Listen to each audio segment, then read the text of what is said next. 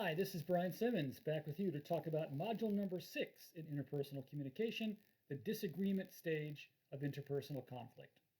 You might recall that previously we mentioned that interpersonal conflict has been found to unfold over 5 clear-cut stages. This module will talk about the first of those stages, which is what's called disagreement. Let's dive into it. In the disagreement stage of interpersonal conflict, it's clear that you and someone else have some kind of friction, some kind of tension, something between you that's causing a problem. Now, at this point in the conflict stage progression, the conflict hasn't necessarily exploded. It's there, you're aware of it, the other person might or might not be aware of it, but clearly there's a kind of disagreement. In the previous module, we talked about the idea of roommates who have some kind of a conflict because one of the roommates is messier than the other one and leaves dishes unwashed on the sink in the kitchen. Let's stick with that example for a moment and talk about how that might be an exemplar of what's going on communicatively in this first disagreement stage. At the University of Wyoming, Joyce Hawker and William Wilmot are two premier researchers who've been studying interpersonal conflict for decades. And what they have found is that in the disagreement stage, one or both people are aware that there's some kind of underlying tension or friction between two individuals. You might remember in the previous module, we talked about 4 different grades or 4 different levels of conflict. We said the first level was this notion of tension, and the second level was friction.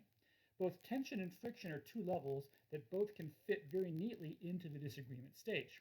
So when you're in the disagreement stage with someone, typically you're aware of a conflict, the other person is not, though as we said a moment ago, they might be.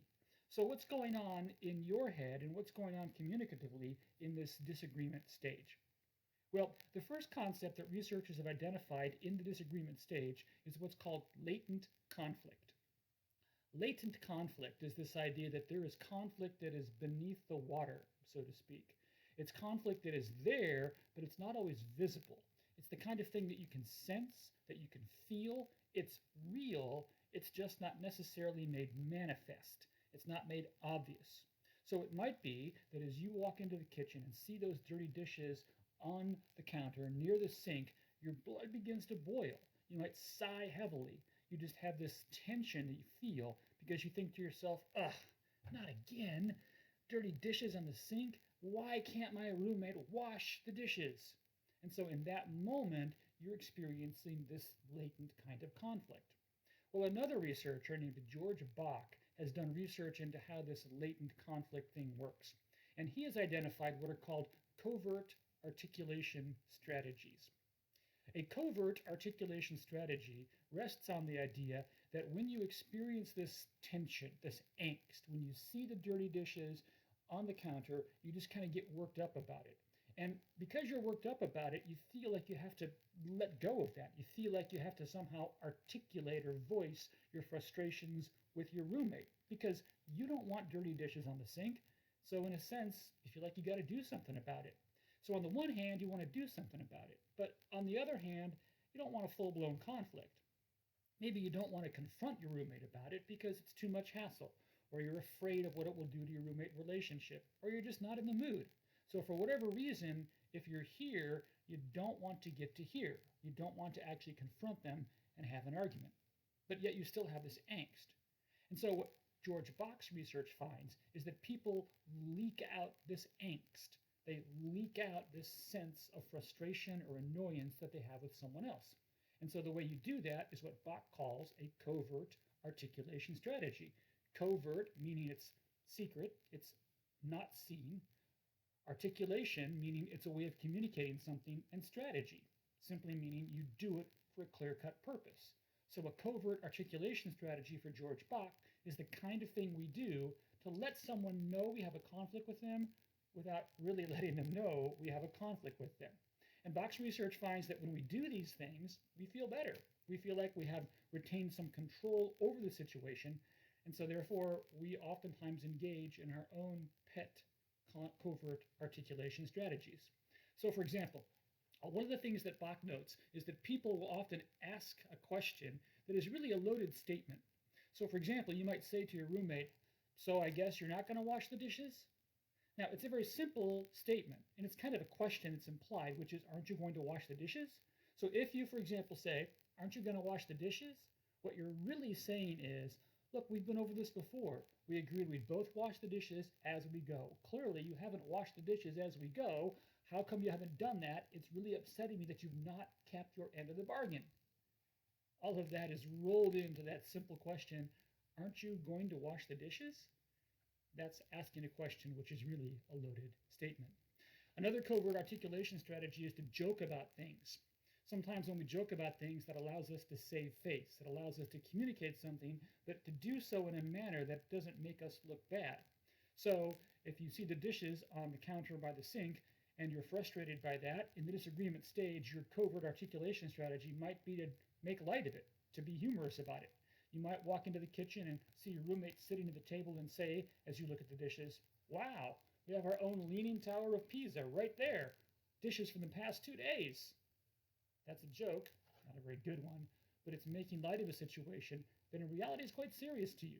Now, by the way, notice that these articulation strategies really aren't that helpful, because if it really is important for you to have your roommate take care of the dishes, you could always just come right out and say that. But Bach finds that for many people, the potential loss of face prevents us from doing that. So we revert to these covert articulation strategies. Some people use sarcasm, which is the third kind of covert articulation strategy. Obviously, this one varies from person to person. Some of you are very sarcastic people, and you use sarcasm quite well, and it can be a way to let someone know you have a problem with them without actually saying you have a problem with them. Sometimes people will throw nonverbal tantrums. Nonverbal tantrums are when you slam doors, or you loudly close cupboards, or you sigh heavily, or you roll your eyes, or you just kind of huff and puff. And the idea here is that there's clearly something wrong with you, and you might be hoping your roommate asks you what's wrong with you. So if you walk into the kitchen and see the dishes on the counter and sigh heavily, you might be hoping your roommate says, are you okay? What's wrong? Which would give you an opportunity to say, oh, nothing, I was just looking at the dishes.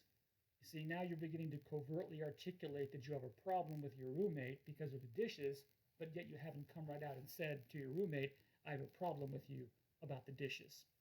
So the first thing that often happens in this disagreement stage is what we've called covert articulation strategies. But there's a second idea that the research has identified that often occurs in the disagreement stage. It's what's called intrapersonal rebuttal. Now, intrapersonal rebuttal means this. It's when you argue back against someone in your head. You don't verbalize it, but it occurs in your head. So, for example, let's say that you see the dishes on the sink and you say to your roommate, oh, I thought we were going to put the dishes in the dishwasher as we went. And your roommate says, oh, yeah, I know, I didn't have time. I was running late for that big test, and now I got to go to work. I'll do it later. Now, your roommate said that to you.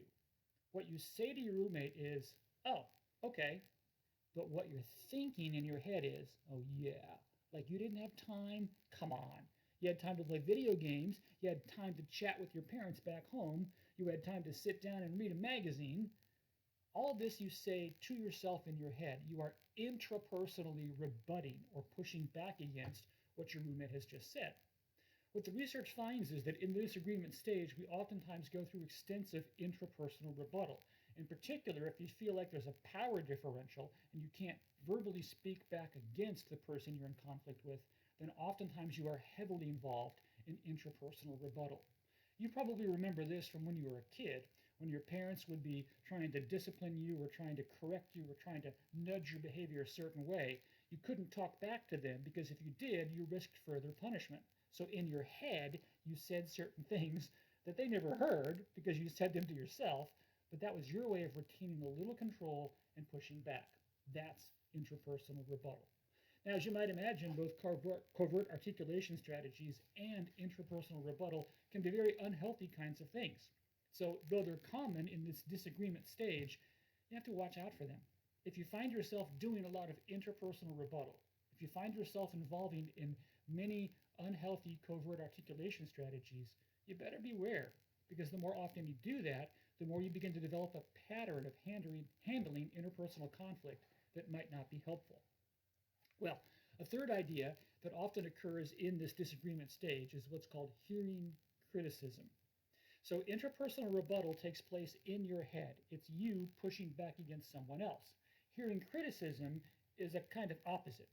Hearing criticism is when someone says something to you that you take in a negative fashion. You frame it or you understand it as criticism. Now, it might not really be meant as criticism, but you take it as criticism.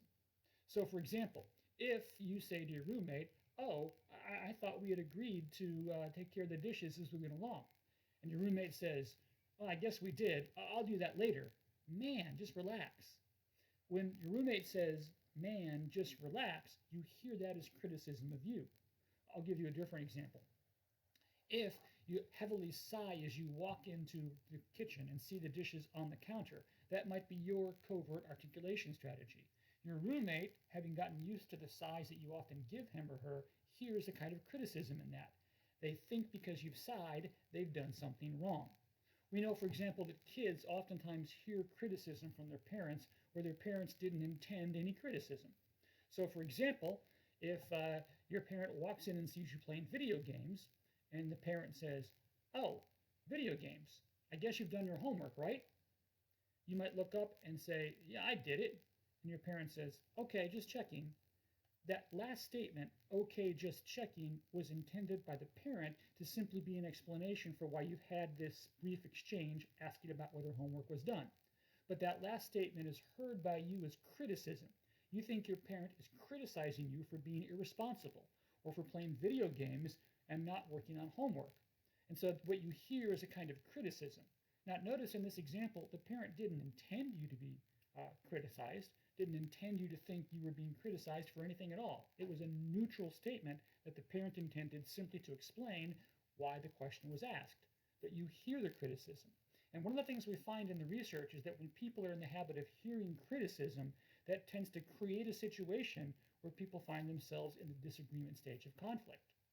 Now, it might behoove you at this point to ask yourself, so are there certain things that when I hear them, I tend to hear criticism? Are there certain ways that a parent or a boyfriend or a roommate or a girlfriend says something that when they say that, I hear criticism? The research finds that for most people, there are certain topics, there are certain ways that people say things that result in us hearing criticism. And so this idea that occurs in the disagreement stage is an important one, because if you can be very well aware of what it is you tend to hear criticism about, you're more likely to handle this disagreement stage in a productive, well-managed manner. The fourth idea that occurs in the disagreement stage is what's called manifest conflict. We talked earlier about latent conflict strategies. Manifest conflict, on the other hand, asks us to look beyond what is beneath the surface and intend to try and see how that bubbles up to the top. And one way of doing that is by talking about the root causes of conflict. One of the things we know about conflict is that oftentimes what you're in conflict about is really not what the conflict is about.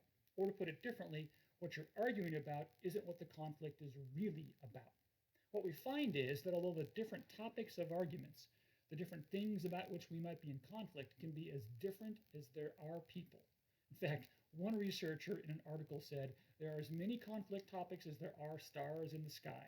And while that may be true, we know there are really just a handful of types of stars. And so by analogy, what we know in the research is that while there are all sorts of kinds of topics of conflicts, I mean, people can fight about a lot of stuff, but they all tend to boil down to a handful of what are called root causes. By root causes, what we mean is that when you peel away the layers of the conflict, you end up with this. So let me share with you the most common root causes of conflict. And along the way, we'll give some examples of the many different ways those root causes manifest themselves. So for example, the most common root cause of conflicts are what are called unmet or unarticulated expectations. So in that roommate example, there was an unmet expectation. You had the expectation that your roommate would put his or her dishes in the dishwasher and not leave the dirty dishes on the sink. Now, you might have articulated that. The two of you might have talked about that, in which case it's an articulated expectation. But in the research, we realized that most people have not articulated their expectations.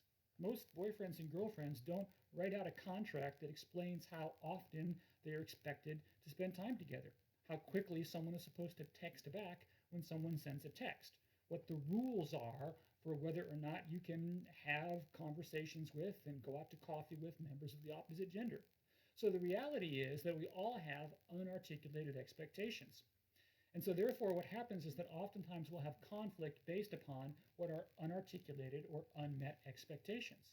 Well, clearly, one way to avoid that is to articulate as many expectations as you can. Unfortunately, that's not how life works. In fact, the expectations we have often aren't even made known to us until they are not met. So, while you can begin to articulate expectations, it typically only happens after you've found those expectations are not met. You can already imagine the many kinds of conflicts two roommates might have over unmet, unarticulated expectations. Because roommates have unmet, unarticulated expectations about noise, about privacy, about cleanliness, about how much assistance you'll provide one another, about all sorts of things. And so the reality is that a roommate context provides a really good example of the many different kinds of topics that all, in one fashion or another, get back to unmet or unarticulated expectations. A second common root cause of conflict are what are called freedom or rights. People are very sensitive to what they have the right to do. People are sensitive to the freedoms that they have. So, for example, if you have these two roommates, they might have a conflict over whether or not one roommate has to tell the other one that she's not coming back to the room to spend the night there. She might be spending the night in someone else's room, or she might be going home for the weekend. So, to what extent does the roommate who's not going to be leaving the room have to know that her roommate is not coming back for the evening? Good question, huh?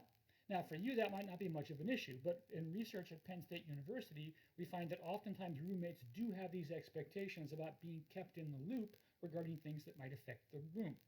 And so that's an example of how a conflict over how a roommate didn't tell you she wasn't coming back gets back at root to that roommate's perceived freedom to not have to tell you everything about her life, or her right to be able to do something that she feels like she has to do. Oftentimes, when first-year students begin to room together, they have this conflict over whether the light has to be turned off at a certain time for people to go to bed. So it might be that your roommate wants to do homework until 4 in the morning and wants to have a light on to do so. But you want to go to bed by at least 1 in the morning. You feel like as a roommate paying for the room, you have a right not to have light in your eyes, but your other roommate, who's also paying for that part of the room, feels like he or she has a right to have a light on and do homework when they want. So while you're arguing about the light and about homework, really it's an argument about rights and about freedom. A third kind of root cause of conflict is what's called scarce resources. And as that suggests, it's a conflict where people are both vying for something that is limited in nature. All right? So one of my favorite examples of that is that oftentimes siblings will be involved in conflict with each other because of the scarce resource of their parents' time or interest.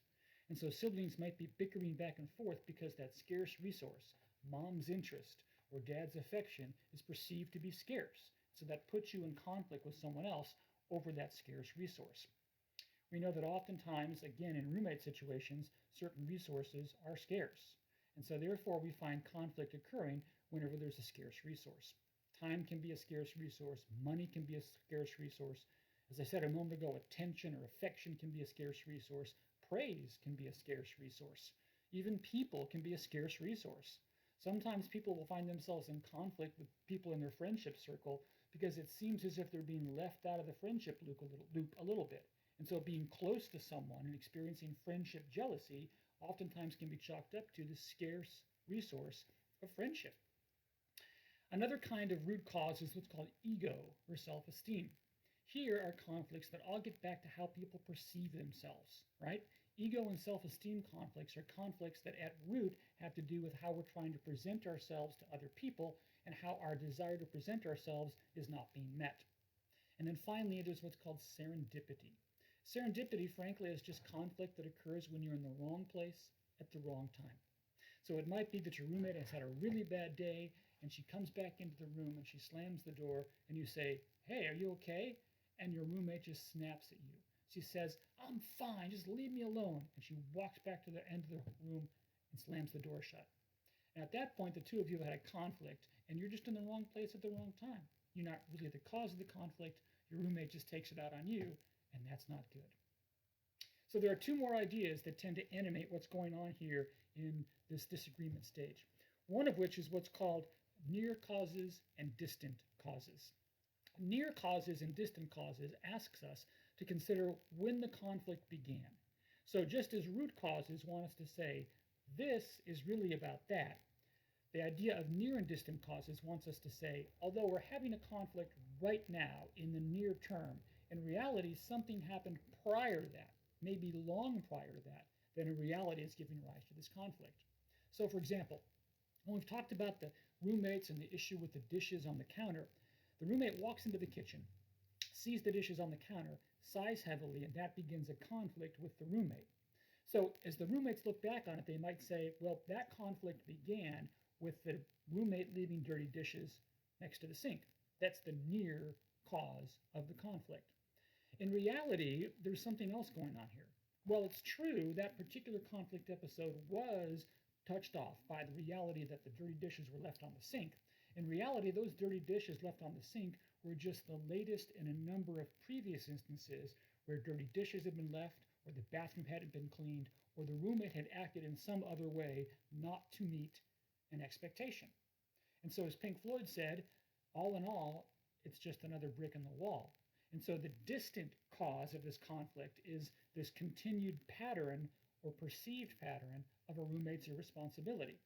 And so there's a sense in which both the near cause, the dirty dishes that day, and the distant cause, the pattern of irresponsibility, are both what gives rise to this particular conflict episode.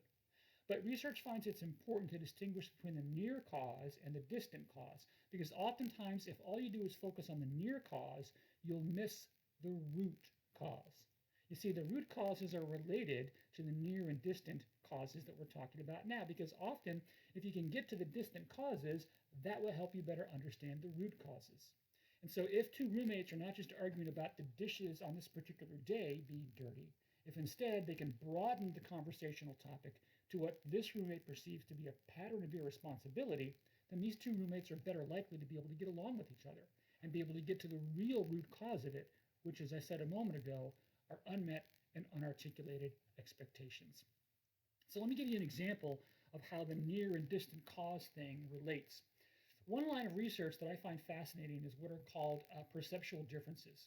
That is to say, people perceive things in different ways, and because they perceive things in different ways, that gives rise to distant causes of conflict. So for example, there are what are called time orientations. Some people, like myself, have this perceived view that says you should be on time for things. If a college class begins at 9 o'clock, I expect you to be there at 9 o'clock. In fact, in my world, I kind of expect you to be there about 5 minutes before 9 o'clock. I was just raised to believe that 5 minutes early is on time. Well, that's my time orientation. Other people, maybe many of you, have a different time orientation. Your time orientation is if the class begins at 9, I can be there at 9. Or class begins at 9, but I can be there about 9:05 or something like that. It's all good. Well, that time orientation oftentimes leads to a pattern of lateness or a pattern of on-timeness from the other view that leads you to be able to get into the distant cause. The distant and perhaps root cause of my frustration with the student who always comes in at 9:05 for my class is we have different time orientations. Here's another one. We have what are called different role orientations. So as a teacher, I play a role of teacher. You play the role of student. And in my head, I have expectations that you will play that role in a certain way. And so you tell me the role we are playing, then I will typically show you expectations that may be unarticulated or articulated, and these things become the distant causes to conflict. So as a student, I expect you to show up to my class. I expect you to invest in it by doing the assigned work. I expect you not to be disruptive in the classroom. I expect you not to text in the classroom. All of these things are in my head. They might be stated in the syllabus or the first day of class or even in conversation between the two of us, but the idea is it all stems from the fact that you're a student now. In fact, I've had many conversations with students that have gone like this. You need to decide to be a student because right now you're not really a student. And so I might have those expectations, whereas you have a different expectation of what it is to be a student. You might have the expectation that says, I'm playing the role of student, but I'm paying to be here. And so since I'm paying to be here, I can come to class or I can not come to class. I'm an adult. I can choose to do the work or not do the work. And we might even have different views of what is disruptive or not disruptive in a classroom. You might think that you can text a little bit in my class so long as it's not obvious and as long as it's not distracting other people. Regardless, we both have these role expectations, and the role expectations oftentimes create a distant kind of cause to a particular conflict episode. The near cause of our conflict might be that I see you texting in my class, but the distant cause has more to do with my role expectation and more to do with my unarticulated, unmet expectation than anything else. So if you and I have a brief little moment of friction over texting in my class, we run the risk of seeing the near cause, which is you texting in my class at that moment, and completely missing the distant cause, and thereby completely missing the root cause. And all of that might be better addressed if we were able to get to these different perceptual differences. So there's a lot going on in the first stage of interpersonal conflict. What we've talked about in this module have been several ideas that float around this disagreement stage, the first stage in interpersonal conflict. We talked about everything from perceptual differences to near and distant causes. We talked about root causes of conflict. We talked a little bit about hearing criticism and about this intrapersonal rebuttal, and we talked about covert articulation strategies. The research finds these are the core ideas that's happening in the disagreement stage. In subsequent models, we'll take a look at the next several stages in the progression of interpersonal conflict episodes, and I think you'll find that research has been able to uncover a lot about what's going on in those stages.